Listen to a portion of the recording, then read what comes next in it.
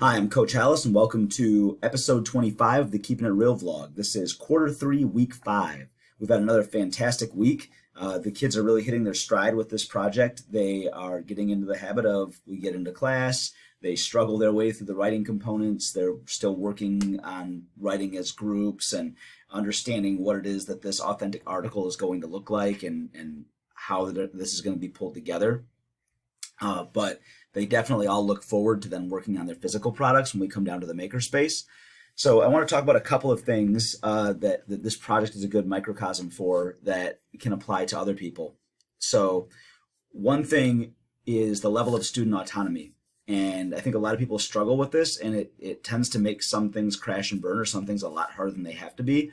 We also have this idea that like project-based learning has to be some big grandiose thing, and like in the film most likely to succeed, which is great.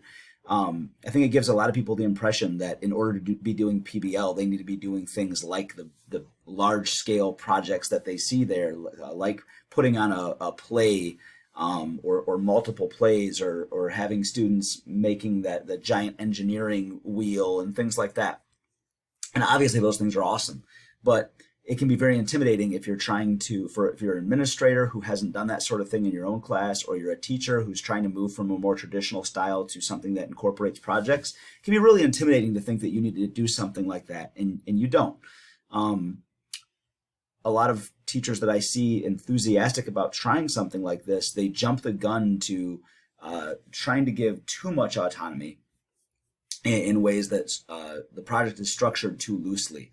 So in this case, I think this project is a good example of a fairly tight plan that still offers room for a lot of individual choice and freedom. So even if we were all making doghouses, had I challenged them all to come up with their own way of, like, come up with your own original design and then figure out the materials that design needs, and then we're all going to be building like technically 5 different designs all at once, that would have made this a lot more difficult.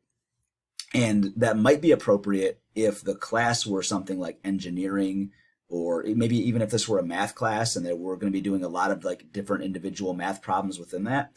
But this is an English class where I'm including some artistic elements and community service. So it's more appropriate to focus the autonomy elsewhere. So we can remove a lot of that by following essentially a design, a plan, if you will, and they're for the first time learning how to use some of these tools. So we removed the autonomy there of you're all following this basic design, but the autonomy is, and voice and choice comes in different colors and different designs and how those things are going to function. So the project could be the whole class is working on one thing, or it could be I have these 5 groups and they're all working on this same basic thing, and we can work stations around to avoid the bottlenecks, and I can plan accordingly. And in your role as a project manager, just wanted to touch on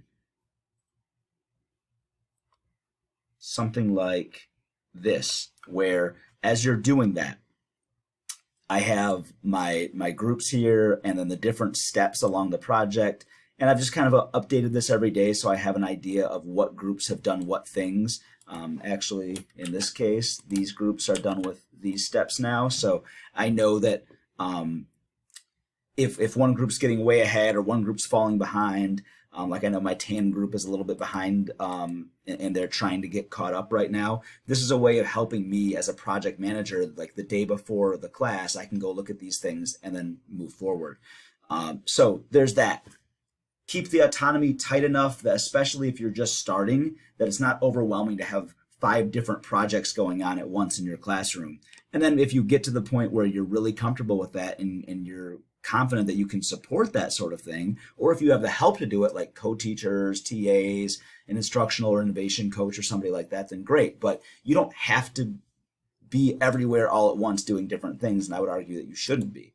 So I also wanted to focus on the importance of a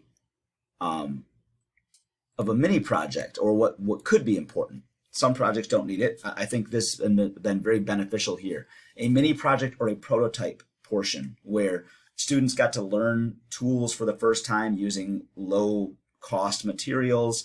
And almost all of my groups are now done. 4 out of 5 groups are done with theirs. I also did one along the way. And here's where I have these mini projects once they're done. So I have them displayed right now. This is kind of hard to see, but it's outside the cafeteria.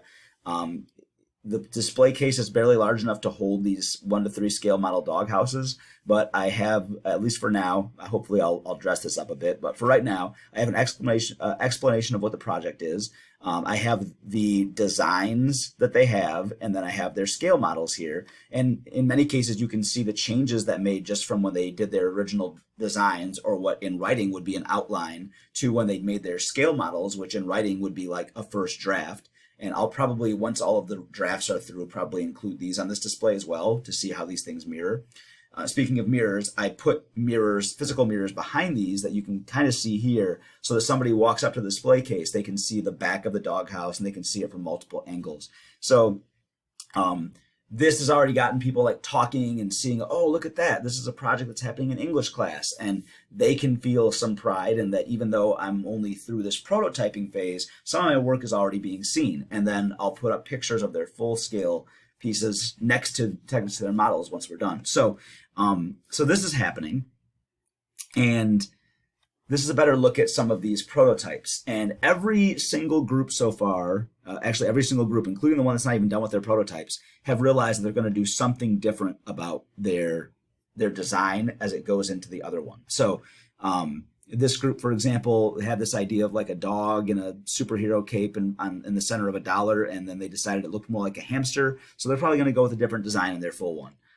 This group chose black, and they want this like space theme. They did an awesome job of like this nebula here, and they practiced it on this before they scale that up. They also have a less flattering version of that where they kind of got crazy and did some like splattering effects, which looks cool, but it doesn't look like the space theme that they were going for. So this gave them a chance to like try this on a small version before if they were to just do that for their first time on the full scale version, they wouldn't have been happy with that compared to what they have on this side. So in particular, this group decided that they said we will be changing the whole doghouse model because we don't like the color, and it's challenging to draw a design with a dark color of pink. So they are going to be choosing to work with red, which was one of the 2 colors that was not chosen out of the 7 options that I gave them. So they're going from their first choice to one of the bottom choices because they have a totally different design that they're going to work with. Again, they would not have realized that if they didn't go through this mini project phase. And then this group had this plan for they chose gray, and in their brainstorming, they came up with this idea of like this popular, I guess, chrome episode of SpongeBob, where in the future everything's chrome. And then when they did it on their doghouse, their mini version, or their mini project or their prototype, they realized that doesn't quite look the way we want it to. We think it would be cooler if we did it a little bit differently. And what they're going to do is take the other color, that sapphire blue, that and the red were the bottom 2 choices that nobody else wanted. They've already mixed their gray with the sapphire blue, and they've come up with this kind of ocean blue color. And they're going to use one of the other group's tan paint to make their bottom. So they're going to make their doghouse kind of look like a scene from SpongeBob. So they're every single group is changing something. The group that's not complete yet is going for like a Rick and Morty theme, and my challenge here is that this is the group where I'm having the most attendance issues, and the girl who's really interested in making this design, she has high standards, but then has attendance issues. But she's discovered by doing this portal on here that she didn't like how the black outlines look. So when she does it on the larger scale model, she's going to leave those out. So even the group that hasn't yet done that is thinking about changes that they're going to make on their large scale model. So huge help to have this version, like the first draft essentially, before we move on to a final draft. And the groups pretty much are all working on painting. They've already cut out their full scale pieces. They've been cut. They've all been drilled now, and we're attaching some other pieces and finishing painting next week. So that's where we are at the end of Q3 week 5.